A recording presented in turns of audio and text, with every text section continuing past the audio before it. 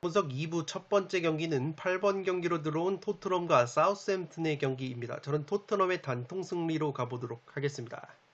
아직 현미경 분석 1부를 보지 않으신 분들은 지금 화면 위로 올라가는 링크를 클릭을 하시면 1부 먼저 시청을 하실 수 있습니다. 토트넘 같은 경우에는 프리시즌 성적이 2승 1무 1패를 기록을 했습니다. AS 로마의 평가전에서는 0대1로 패배를 당했는데 지난 시즌에 그래도 홈에서 성적이 상승하는 부분이 있었습니다. 사우스햄튼과의 상대 전적은 5승 2무 3패로 우세한 면이 있는데 지난 시즌만큼은 사우스햄튼에게 1무 1패로 열세에 빠진 부분이 있습니다. 에버튼에서 영입을 한 히샬리송 선수가 징계로 결정이 되기 때문에 이 공격 카드가 한 장 줄어든 토트넘이고, 미드필더 스킵 선수와 비수마 선수가 출전 여부가 불투명하기 때문에 중원에서의 뎁스도 조금은 옅어진 토트넘이라고 보시면 되겠습니다.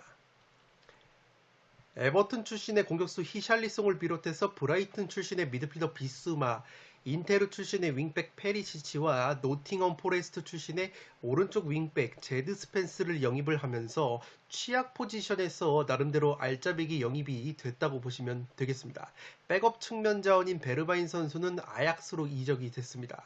사우스햄튼 같은 경우에는 프리시즌에 1승 2무 2패로 조금은 기복이 있는 성적을 보여줬습니다. 비아레알과의 평가전에서도 1대2로 패배를 당했는데 지난 시즌의 원정 경기에서 3승 6무 10패로 홈에서의 6승 7무 6패보다 확실히 원정에서 성적이 떨어졌고 실점이 무려 19골이나 증가가 되는 원정에서의 수비 약점이 있었습니다. 측면 수비수인 리브라멘토 선수가 부상 여파로 결장이 유력하고 베테랑 공격수인 월콧 선수 역시 부상으로 빠질 것으로 보입니다.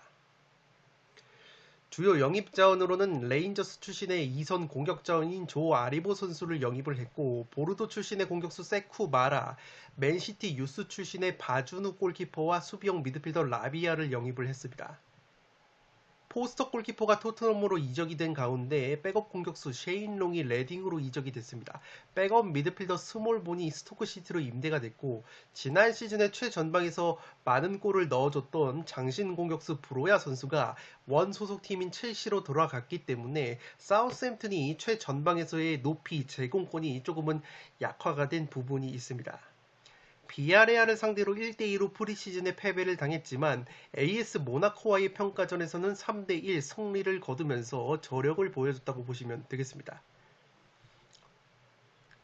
살롱 코멘트로 정리를 해드리면 여전히 전방 압박 기조를 유지하고 있는 사우스햄튼의 하센 휘틀 감독이라고 보시면 되겠습니다.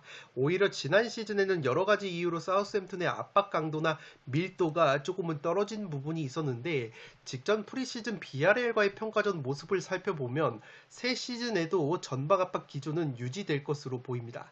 다만 비아레알과의 평가전에서도 비아레알의 빠른 측면 자원에게 허무하게 수비 뒷공간을 내주면서 선제 실점을 하는 장면이 연출이 됐기 때문에, 따라서 이번 시즌 역시 토트넘 특유의 손흥민, 해리케인을 앞세운 수비 뒷공간 역습에 실점할 가능성이 농후한 사우스햄튼의 뒷공간이라고 보시면 되겠습니다. 전력 보강 측면에서 사우스햄튼이 레인저스의 2선 자원 조 아리보 선수를 영입을 했지만 지난 시즌 최전방에서 묵직함을 보여줬던 장신 공격수 브로야가 첼시로 돌아갔기 때문에 확실히 최전방에서 피지컬과 버텨내는 힘은 떨어진 사우스햄튼이라고 보시면 되겠습니다. 반면에 토트넘은 약점으로 꼽혔던 윙백과 중원 뎁스를 강화를 했고 주포 해리케인과 손흥민, 클루셉스키가 건재한 상황이라고 보시면 되겠습니다. 지난 시즌 토트넘이 사우스햄튼을 상대로 1무 1패 열세였던 부분이 걸리지만 지난 시즌 기준 원정에서 성적이 현저히 떨어지고 수비력까지 떨어졌던 사우스햄튼의 경기력이라면 프리시즌에 노출했던 수비 뒷공간을 토트넘이 털어먹으면서 개막전 승리를 가져갈 가능성이 높지 않나 싶습니다. 8번 경기는 토트넘의 단통 승리로 가보도록 하겠습니다. 9번 경기는 에버튼과 첼시의 경기인데 에버튼의 단통 패배로 가보도록 하겠습니다. 독식픽으로 에버튼의 승리 2변까지 추천을 드리도록 하겠습니다. 에버튼 같은 경우에는 최근 프리시즌 성적이 2승 2패로 기복이 있는 모습을 보여줬습니다. 디나모 키이우와의 홈 경기에서는 3대0 완승을 거두면서 프리시즌의 분위기 반전에 성공을 했는데 지난 시즌에 강등 직전까지 갔다가 벼랑 끝에서 살아난 에버튼이라는 점에서 이번 시즌 개막전부터 상당히 중요한 경기가 될 것으로 생각이 됩니다. 지난 시즌 홈 경기에서는 그래도 9승 2무 8패로 원정에서의 2승 3무 13패보다 홈구장인 구디슨 파크에서는 그래도 좋은 성적을 보여줬던 에버튼이고 지난 시즌에 첼시를 상대로 1승 1무의 상대 전적 우위가 있었습니다.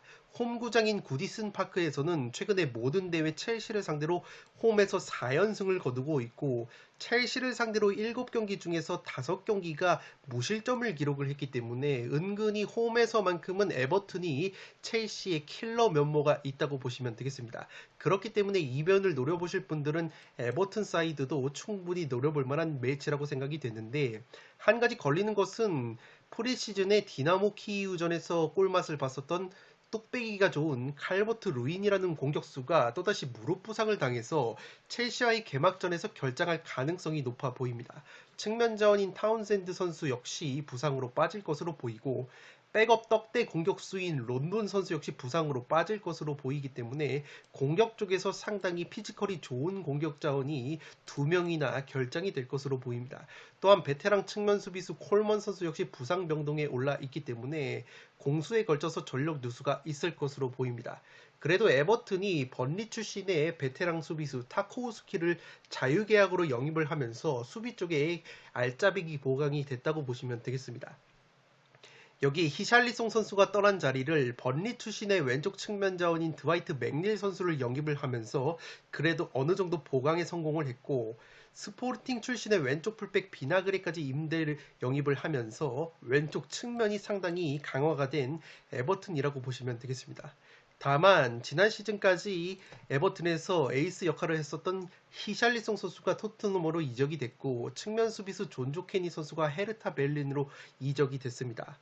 백업 공격수 토순과 미드필더 델프, 시그루트손 역시 팀을 떠나게 됐기 때문에 전력 누수가 있는 에버튼이라고 보시면 되겠습니다.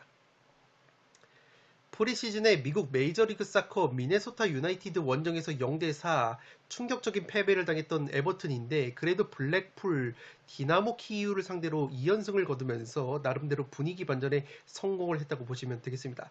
특히 디나모 키이우전에서는 영입생 수비수 타코우스키 선수가 롱패스로 어시스트를 기록을 했고 영입생 측면 자원인 드와이트 맥닐 선수가 디나모 키이우를 상대로 왼발 중거리 슛골과 헤딩골, 멀티골을 기록을 하면서 에버튼에 오자마자 맹활약을 예고를 한 것은 상당히 고무적이라고 할 수 있겠습니다.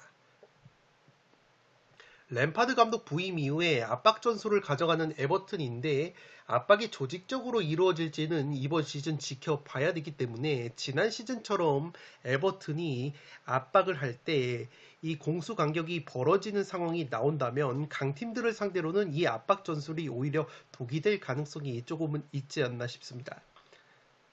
첼시 같은 경우에는 프리시즌 성적이 4승 2패를 기록을 했는데 그래도 직전 우디네스와의 평가전에서 3대1 승리를 거두면서 나쁘지 않은 프리시즌을 보냈다고 보시면 되겠습니다. 홈과 원정에서 기복이 없는 성적을 보여줬는데 오히려 홈에서 무승부가 많았고 지난 시즌에 원정에서 더 승리를 많이 거뒀던 첼시라고 보시면 되겠습니다.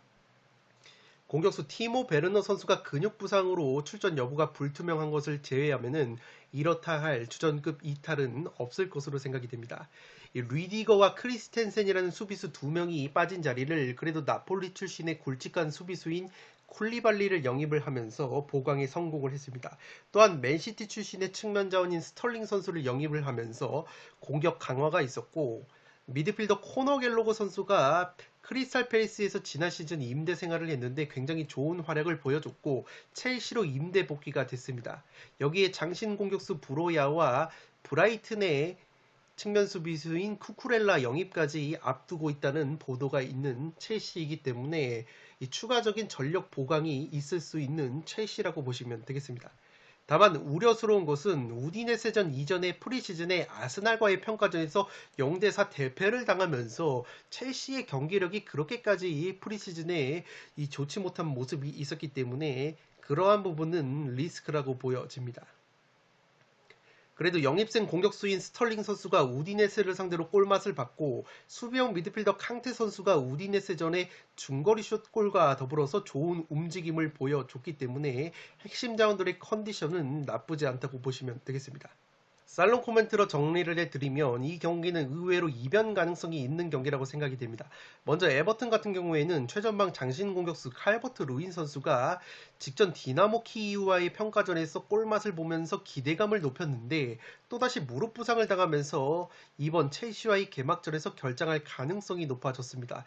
에이스 히샬리송이 토트넘으로 떠났기 때문에 칼버트 루인 선수가 전방에서 골 결정력을 보여줘야 되는 시즌인데 개막전부터 또다시 결장이 될 것으로 보이기 때문에 에버튼이 상당히 난처한 상황이 됐다고 보시면 되겠습니다. 다만 칼버트 루인이 나오지 못한다면 에버튼의 현재 예상 선발 라인업을 고려했을 때 전방에 드와이트 맥닐, 더마레이 그레이, 앤서니 고든 같이 빠르고 기동력이 좋은 뒷공간 침투가 가능한 선수들이 포진할 가능성이 높은데 첼시 같은 경우에는 3백 수비를 가동을 하면서 쿨리발리, 티아고 실바, 아스필리쿠에타가 3백 수비를 이룰 것으로 보이는데 새롭게 영입이 된 쿨리발리 선수가 수비 스타일이 상당히 전진적이고 공격적인 수비 스타일이기 때문에 앞으로 튀어나가는 습성이 있습니다. 그렇기 때문에 수비 뒷공간을 이 노장인 티아고 실바와 아스필리쿠에타 두 선수가 커버할 가능성이 높아 보이는데 그렇게 된다면 이 두 노장 선수가 커버해야 되는 수비 범위가 상당히 넓어지고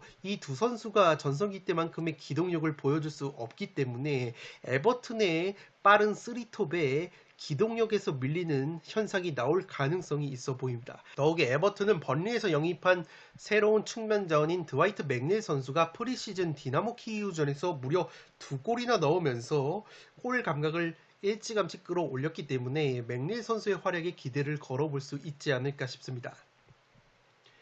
여기에 최근 모든 대회 기준으로 에버튼이 홈에서만큼은 첼시를 상대로 모두 승리를 거뒀을 정도로 홈에서 첼시의 천정 면모까지 있기 때문에 수비적으로도 번리의 베테랑 수비수 타코우스키를 품은 에버튼이 수비 안정감까지 보여줄 수 있다면 의외의 천정 면모를 또다시 보여줄 만한 매치라고 생각이 됩니다.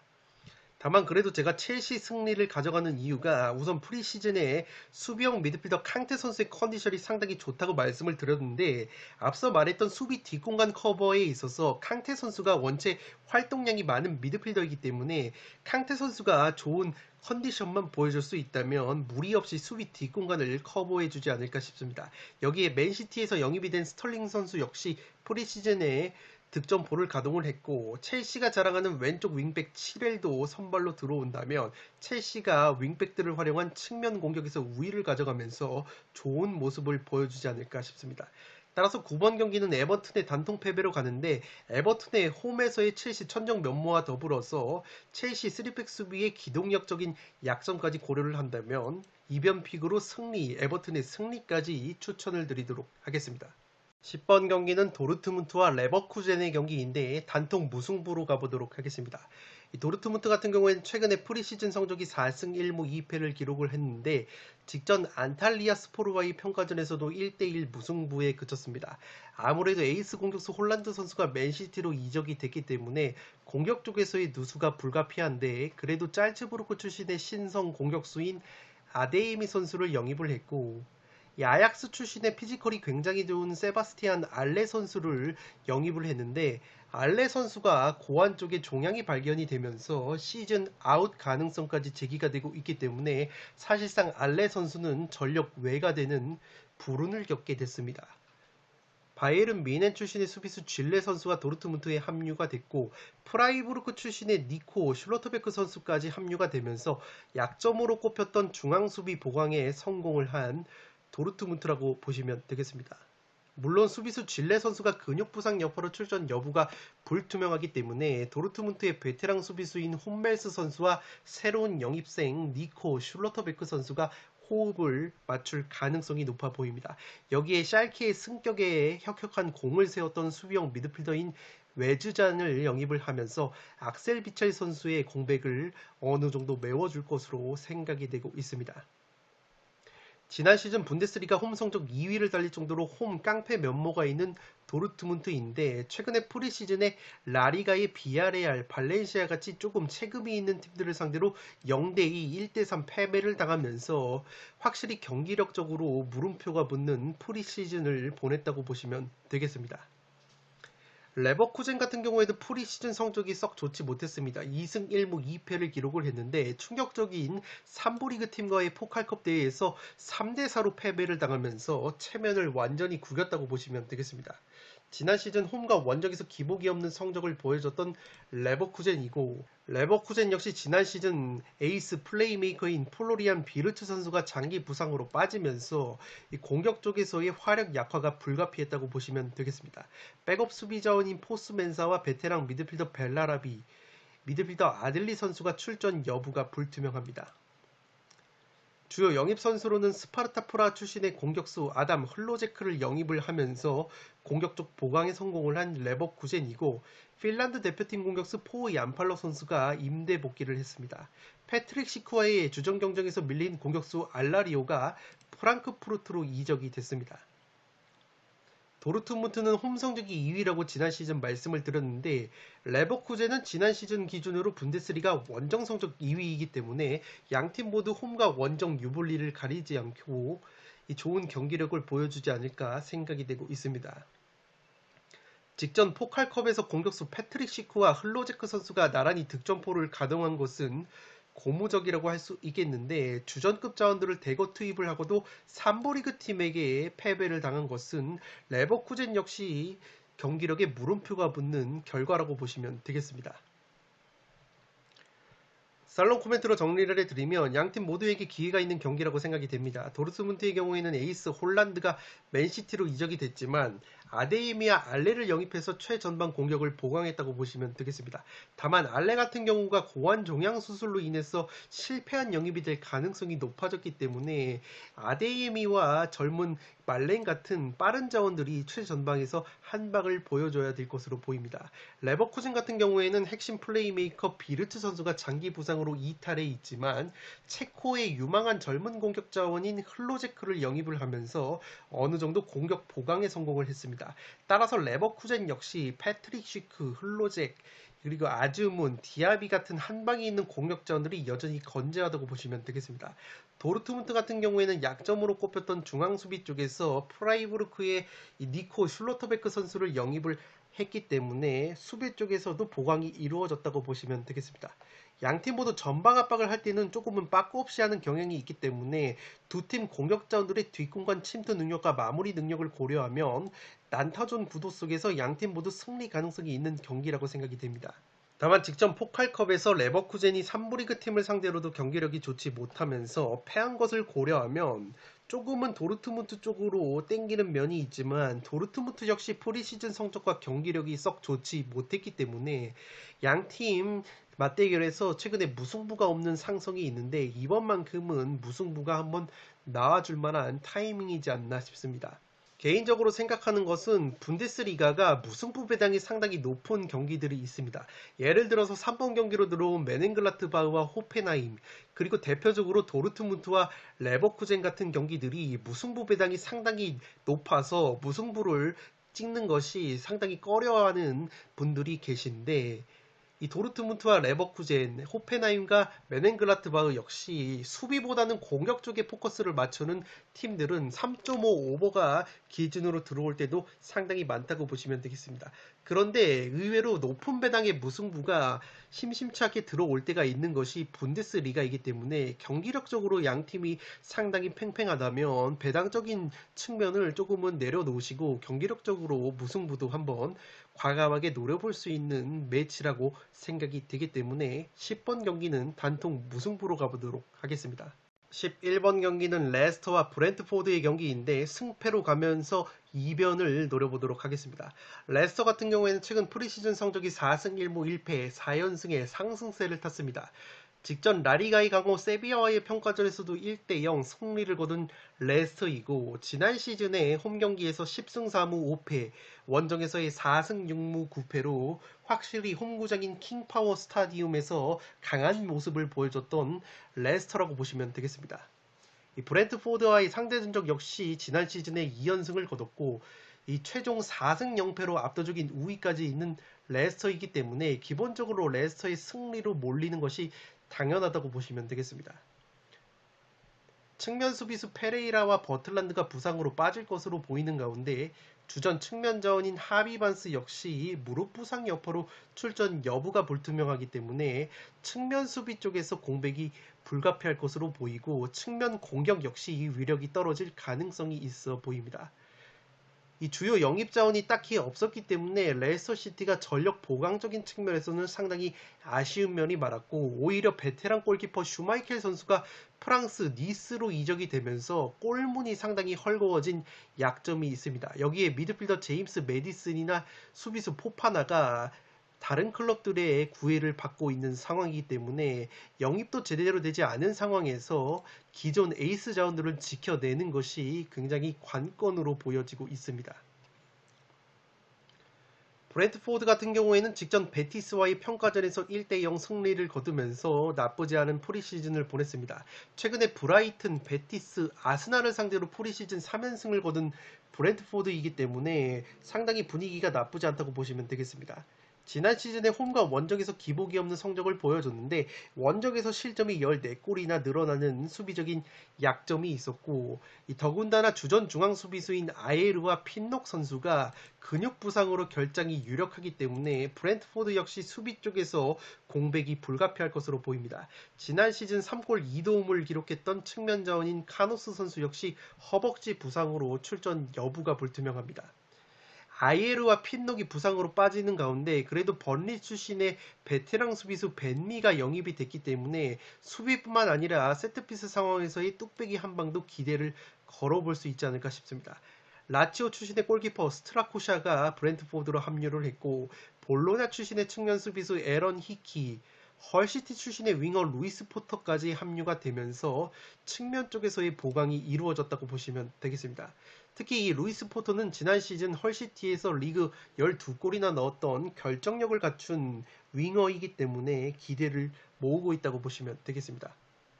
다만 지난 시즌 후반기 때 좋은 모습을 보여줬던 플레이메이커 에릭센 선수가 자유계약으로 맨유로 떠났기 때문에 확실히 세트피스 상황이나 오픈플레이 상황에서의 에릭센 선수의 날카로운 킥이 없는 것은 아쉽다고 보시면 되겠습니다. 살롱 코멘트로 정리를 해드리면 레스터의 수비 및 측면 공백이 우려되는 상황이라고 보시면 되겠습니다. 먼저 레스터의 수호신 베테랑 이 슈마이켈 골키퍼가 니스로 이적이 되면서 골문이 상당히 헐거워진 레스터이고 측면 수비 히카르도 페레이라와 버틀란드가 부상으로 빠져있기 때문에 측면 수비 뎁스도 한층 더 엷어졌다고 보시면 되겠습니다. 여기에 레스의 경우에는 지난 시즌에 세트피스 실점이 19골로 에버튼과 함께 프리미어리그 최다 실점을 기록했다고 보시면 되겠습니다. 지금 보시는 통계 같은 경우에는 레스터시티가 에버튼과 공동 1위 세트피스 실점을 기록했다는 지표이고 반대로 브렌트포드 같은 경우에는 세트피스 공격 상황에서 득점이 4번째로 많았던 팀이기 때문에 세트피스 공격력이 상당히 좋은 팀이라고 보시면 되겠습니다. 따라서 슈마이켈 골키퍼의 이적 및 수비 공백을 고려한다면 레스터의 지난 시즌 세트피스 수비 약점을 들어봤을 때 현재 레스터 쪽으로 투표율이 너무 몰린 부분이 있는 것 같습니다. 다만 브랜트포드의 경우에는 주전 수비수 핀녹과 아이에르가 모두 부상으로 빠지는데 이 두 수비수가 기본적으로 신장이 좋고 제공권이 좋기 때문에 세트피스 상황에서의 브랜트포드 특유의 높이와 제공권이 조금은 약해질 수 있겠지만 번리에서 벤미라는 수비수를 영입을 했기 때문에 벤미 선수 역시 세트피스 한 방이 있는 수비수라는 점에서 만약에 레스터가 지난 시즌에 세트피스 수비 약점이 개선이 되지 않았다면 브랜트포드의 세트피스 한 방에 실점을 할 가능성이 있어 보입니다. 양팀 모두 프리시즌 분위기가 상당히 좋았기 때문에 굉장히 팽팽한 승부가 펼쳐질 것이라고 생각이 됩니다.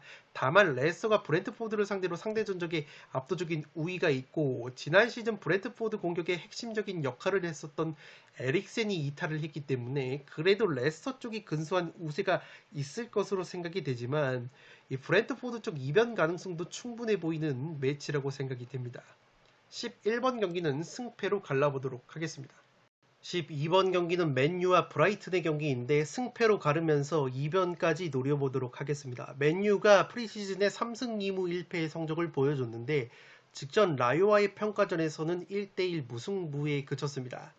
지난 시즌 그래도 홈구장인 올드 트래포드에서 10승 5무 4패로 원정에서의 6승 5무 8패보다 홈에서 좋은 성적을 보여줬던 맨유라고 보시면 되겠는데 브라이튼과의 상대 전적은 7승 3패로 압도적인 우위가 있지만 지난 시즌에는 1승 1패로 팽팽했습니다.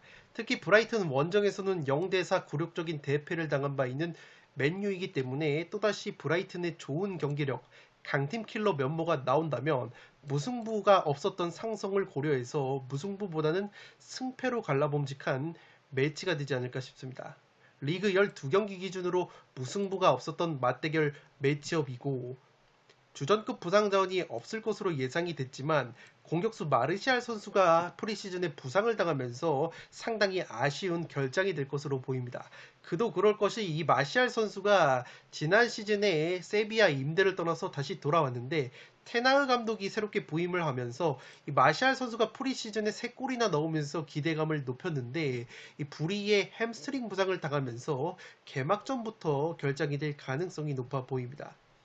그래도 미드필더 에릭센을 자유계약으로 영입을 하면서 중원 쪽 플레이메이커 한 명이 늘어난 에릭센이고 아약스 출신의 수비수 리산드로 마르티네스와 페이노르트 출신의 측면 수비수인 말라시아 선수까지 영입을 하면서 나름대로 보강에 성공을 했다고 보시면 되겠습니다. 다만 백업 골키퍼 딘 핸더슨이 노팅엄으로 임대 이적이 됐고 이 미드필더 포그바가 자유계약으로 떠났기 때문에 포그바 선수의 공백을 어느 정도 메우느냐가 관건이 될 것으로 보입니다. 최근에 프리시즌 평가전 3경기가 2무 1패로 끝났기 때문에 개막을 앞두고서는 확실히 분위기가 그렇게 썩 좋지 못했던 맨유이고 지난 시즌에 가장 많은 골을 넣어줬었던 호날두 선수가 프리시즌 경기에 전반전만 뛰고 자기를 교체 아웃을 시켰다고 조기 퇴근을 하면서 논란을 빚었기 때문에 현지 언론에서는 테나흐 감독이 호날두를 아예 선발 명단에서 제외하는 방안도 고려를 하고 있다는 보도가 있기 때문에 만약에 호날두 선수까지 나오지 않는다면 브라이튼을 상대로도 충분히 고전할 수 있는 맨유라고 보시면 되겠습니다. 브라이튼 같은 경우에는 직전 에스파뇰과의 평가전에서 5대1 대승을 거두면서 프리시즌 3승 1무 1패 좋은 성적을 보여줬습니다.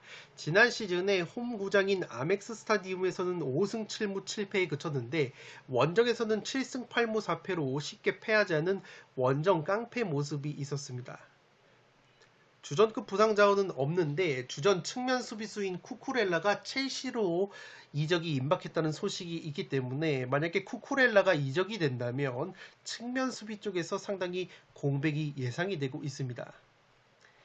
이 주요 영입 자원들은 그렇게까지 없는데 이 임대를 보냈던 주요 공격 자원들을 불러드렸습니다. 지난 시즌에 벨기에 리그로 임대를 보냈던 일본 대표팀 윙어 미토마 카오루 선수가 복귀를 했고 미토마 선수와 같은 팀에서 임대 생활을 했던 공격수 운다브가 복귀를 했는데 이 운다브라는 공격수는 벨기에 리그에서 무려 26골이나 넣으면서 득점왕을 차지를 했었기 때문에 이 두 선수가 브라이튼의 고질적인 약점이라고 할 수 있는 골 결정력을 어느 정도 해소해주지 않을까 기대를 걸고 있습니다. 다만 중원 쪽에서 미드필더 비스마가 토트넘으로 이적이 됐기 때문에 카이세도 같은 젊은 중원자원들의 어깨가 상당히 무거울 것으로 생각이 됩니다. 주포 공격수 트로사르 선수가 에스파뇰과의 프리시즌 평가전에서 해트트릭을 기록을 했기 때문에 트로사르 선수 역시 발끝 감각이 상당히 좋은 점도 브라이튼 이변을 노릴 수 있는 근거라고 보시면 되겠습니다. 살롱 코멘트로 정리를 해드리면 항상 경기력적으로 강팀 킬러 면모를 보여왔던 브라이튼이라고 보시면 되겠습니다. 브라이튼의 경우에는 약점이었던 골 결정력 측면에서 임대에서 복귀한 미토마 카오루나 지난 시즌 벨기에 리그 득점왕을 차지한 운다부가 한 건 해줄 가능성이 있지 않나 싶습니다. 이 미토마와 운다부가 지난 시즌 벨기에 리그 우승을 차지했던 위니옹에서 호흡을 맞췄었기 때문에 브라이튼에 돌아와서도 두 선수 간의 호흡은 상당히 합이 좋을 것으로 생각이 되고 있습니다. 원래 브라이튼의 공격 에이스였던 이 트로사르도 프리시즌에 에스파뇰과의 경기에서 3골로 예열을 마쳤다고 보시면 되겠습니다. 다만 브라이튼의 핵심 측면 수비 자원이 쿠쿠렐라가 현재 첼시 이적이 임박했다는 보도가 있기 때문에 왼쪽 측면 수비와 공격 쪽에서 공백이 예상이 되고 있습니다. 맨유 같은 경우에는 프리시즌에 가장 두각을 나타냈던 공격수 앙토니 마샬 선수가 AT 마드리드와의 평가전에서 햄스트링 부상을 당하면서 이번 개막전 결장 가능성이 높다고 합니다. 더욱이 호날두의 경우에는 프리시즌 라요와의 경기에서 전반전만 뛰고 교체 아웃이 돼서 경기가 끝나지도 않았는데 퇴근을 해서 공분을 샀고, 이에 맨유의 테나흐 감독이 불쾌감을 드러냈었기 때문에 이번 브라이튼전 선발 출전 여부가 불투명하다는 보도까지 나오고 있습니다. 또한 테나흐 감독 체제에서 압박 전술을 소화하기에는 과연 호날두가 그러한 성실한 움직임을 가져갈 것인가에 대한 의문점도 있기 때문에 과연 테나흐 감독 전술에 호날두가 맞냐는 의문까지 들고 있는 상황입니다. 양팀 최근 10경기에서 무승부가 없었던 상성 속에서 원래 맨유가 브라이튼의 천적 면모가 있었는데 지난 시즌에는 1승 1패로 팽팽했고 오히려 내용적인 측면에서 브라이튼이 한 수 위였다고 보시면 되겠습니다. 브라이튼이 오히려 홈구장인 아멕스 스타디움보다 원정에서 성적이 좋은 경향이 있는 팀이고, 따라서 맨유를 단통으로 믿기에는 굉장히 꺼림칙한 부분이 많다고 보시면 되겠습니다. 최근에 프리시즌 3경기 2무 1패의 성적을 보여준 맨유의 경기력 역시 물음표가 붙는 상황이고, 다만 브라이튼 역시 핵심 미드필더 비수마의 토트넘 이적과 측면 수비수 쿠쿠렐라의 이적 가능성까지 고려를 한다면 전력 누수가 불가피하기 때문에 맨유 사이드도 무조건 가져가야 되는 경기라고 생각이 됩니다. 12번 경기는 승패로 가르면서 이변까지 노려보도록 하겠습니다. 13번 경기는 슈투트가르트와 라이프치히 경기인데 무패 투폴로 가보도록 하겠습니다. 이 슈투트가 최근에 프리시즌 성적이 5연승으로 굉장히 좋은 상승세를 타고 있습니다. 직전 하브리그 디나모와의 포칼컵 경기에서는 1대0 승리를 거뒀는데 어쨌든 프리시즌에 상당히 좋은 경기력을 보여줬고, 프리시즌에 브렌트포드나 발렌시아 같은 체급이 있는 타 리그 팀들을 제압을 하면서 좋은 경기력을 보여줬다고 보시면 되겠습니다. 지난 시즌에 홈 경기에서 6승 4무 7패, 원정에서 1승 8무 8패로 확실히 홈발을 받는 것이 슈투트라고 보시면 되겠는데, 한 가지 우려스러운 것은 라이프찌히와의 상대 전적이 1무 7패로 압도적인 열세에 빠져 있습니다. 라이프찌히를 상대로 6연패 열세이기 때문에 이변이 나온다면 승리까지는 어려워 보이고 무승부가 최대치이지 않을까 생각을 하고 있습니다.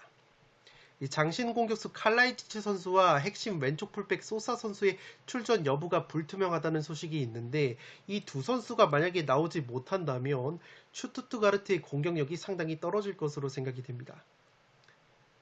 주요 영입 자원으로는 임대생이었던 콘스탄티노스 마브로파노스 선수를 완전 영입을 하면서 수비 쪽에 보강이 됐고, 이와타 출신의 수비수 히로키 이토를 완전 영입을 하면서 이 수비 쪽에 공을 많이 들인 슈투트라고 보시면 되겠습니다.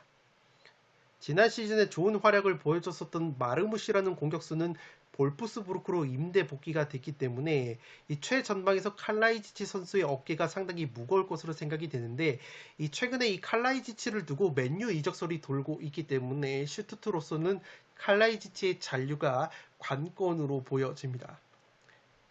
일본 대표팀 미드필더 엔도 와타르가 올 시즌 슈투트의 주장 완장을 차고 피치를 누빌 것으로 생각이 됩니다.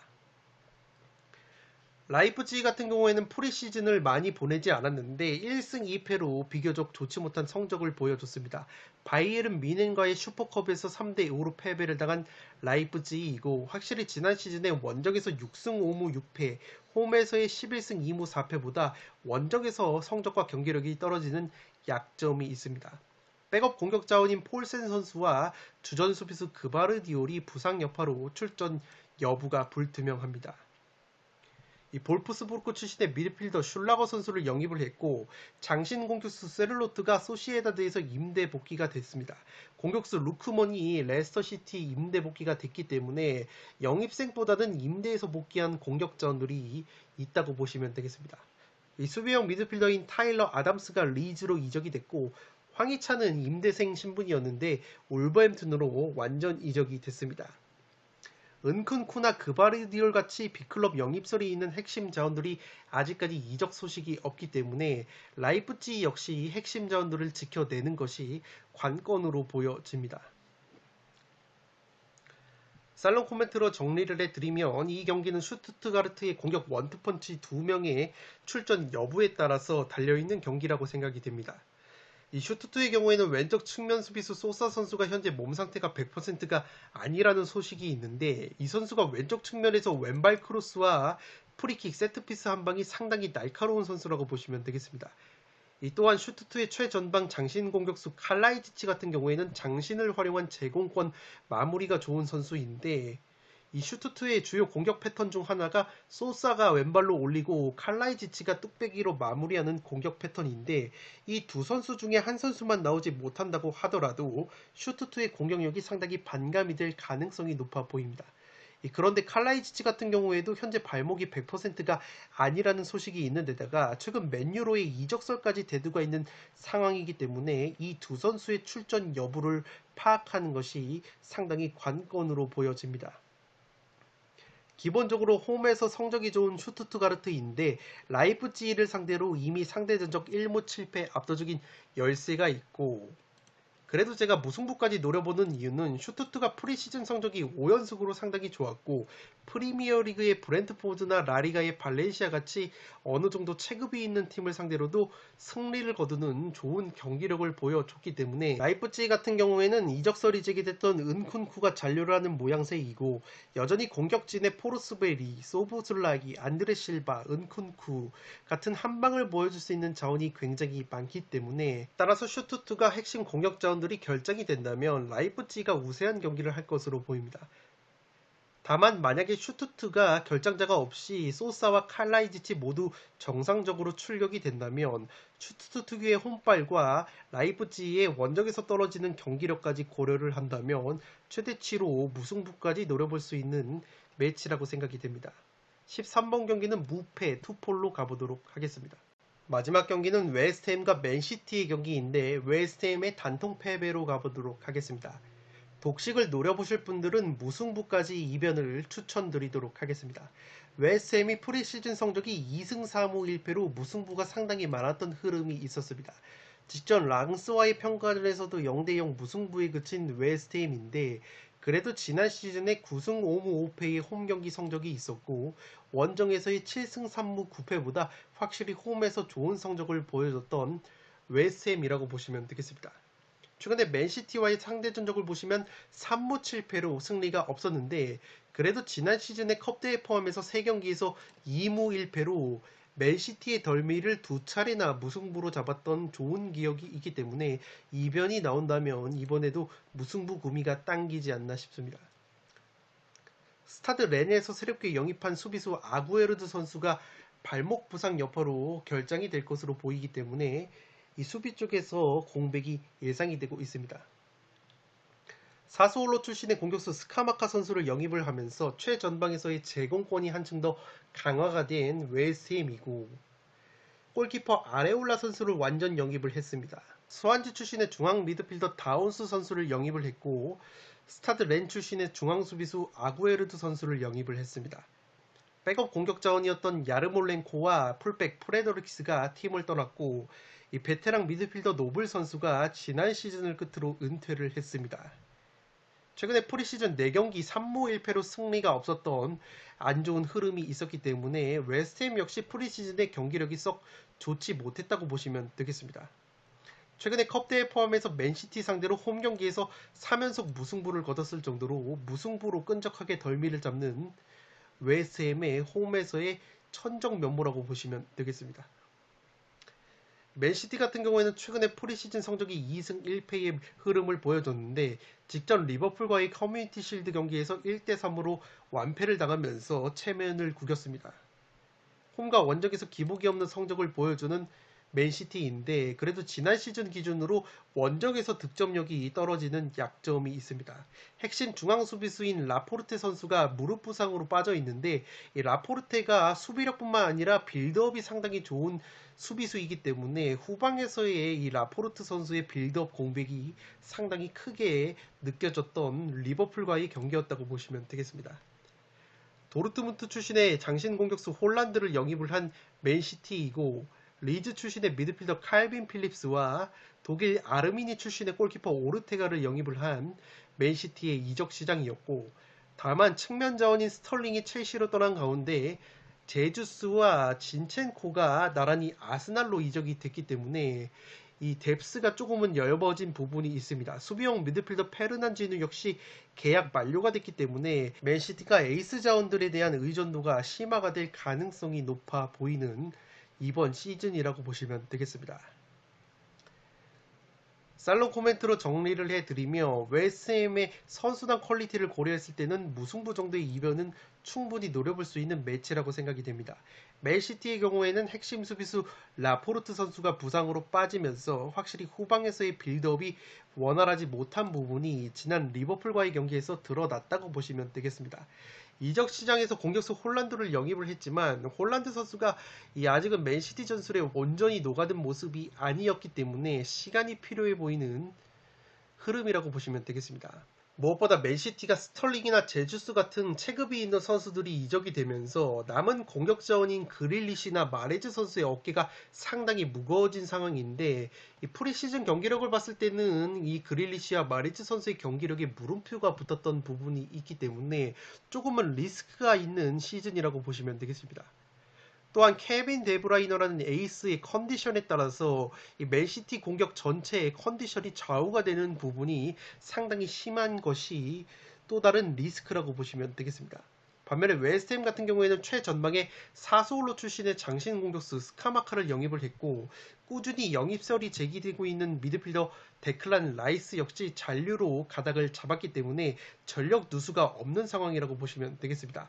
지난 시즌에도 웨스트햄이 컵대회 포함해서 맨시티 상대로 3경기 2무 1패 덜미를 잡았던 기억이 있고 최근에 컵대회 포함해서 3경기 3연속 무승부로 맨시티의 덜미를 잡고 있기 때문에 이 무승부 정도는 충분히 또다시 노려볼 만한 매치라고 생각이 됩니다.